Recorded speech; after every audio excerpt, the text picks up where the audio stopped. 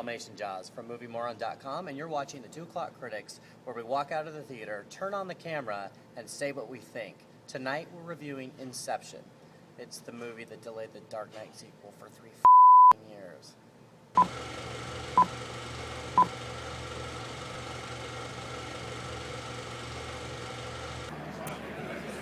I thought the movie was okay.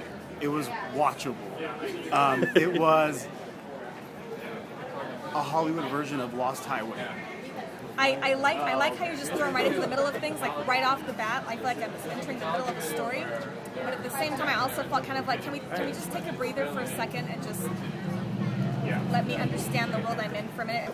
I thought that was the best example of pure invention that I've seen in years. I thought it was fantastic. It's the reason I go to the movies. Yeah. By the end of the movie, I felt like there's no other movie that could be that awesome again. Yeah. And now I feel like I may never be able to see another one. It ruined all of movie for you. I'm actually really pissed at Inception for ruining the rest of cinema. Yeah. Up until that incredible Joseph Gordon-Levitt hallway fight scene with gravity, I was like, this is a really great movie. And then after that, I was like, I don't even know what to do anymore with movies. I'm watching action scenes that I've seen before. I've seen these action scenes before, for the exception of the hotel. That's interesting. But I mean, if that would have been 2 hours of that, then I would have been okay. I enjoyed it. I thought it was the best of a genre that I have become familiar with and happen to know and love. Yeah. But so I kind of finished up and went, wow, 13th floor, except a lot better. Yeah. Twice as much exposition as there needed to be. And I was sitting there going, oh my god, I'm going to hate this movie.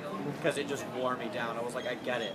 I get the premise. I get it. I get it. I get everything. The basement, the dark secret. Did he kill her? What did he do to her? That's going to come in at the end. Like, it was like, good god, get on with it. I mean, I understand what you're saying, but I feel like they pushed a general audience about as far as they could push I think so. I thought the first hour and a half was boring. They weren't telling a story with it. They told a story up until the part they got Ellen Page there, and then after that, there was no story in exposition. They were just standing around talking, and I was like, the concept was really interesting, but not 45 minutes interesting. But the problem is that they talk about this Inception thing, and I don't care. They're just talking. Yeah. They're talking. If I want to see talking, They're not put telling. on Law and Order. Yeah. and I'll watch people. It was much more cohesive, I felt, that they were trying to build believable realities, and they built that into the system. But at the same time, what they say about dreams is that you don't realize you're in a dream even though something weird happens. So they should have put in a bunch of just tiny things in each dream that were out of place. Yeah, that would have been fun. But at the same time, you accept it as reality. Yeah. Like they established that at the beginning and then they didn't follow through. Yeah. Let's admit it. Like, the last image is freaking cool, and you're supposed to care about his kids, but you've never spent any time with those kids. So you have to accept him talking about how much he loves the kids. You see them appear throughout the entire movie. You see the back of their heads appear throughout the entire movie. Well, I know it's the point.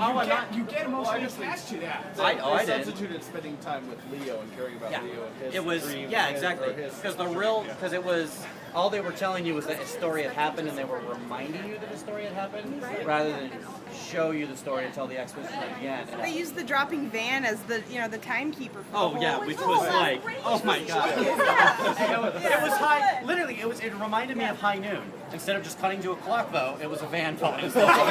All the characters are who they are, they don't come up and double cross anybody. They're all pretty good people trying to earn a living, but they've got good, I appreciated that so much. It was very, very, very refreshing. Yeah. To have people just be who they are. It wasn't Indiana Jones 4. I always thought that it was to the point of being unrealistic, how much they trusted each Yeah, other. right. Like, I don't know if I would even want to go into my husband's dreams, because who knows what I'm going to find, and I don't want to move those things around. What?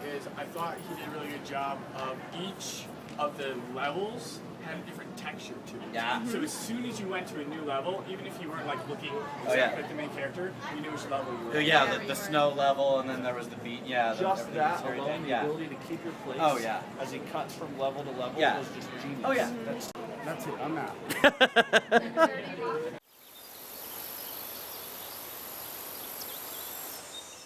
Okay, you're good. You're good. All right, wait. No, wait. We need Chris Nolan for this. Do you want to get like? That's perfect. Okay. Well, gravity shifting. Gravity shifting. Gravity.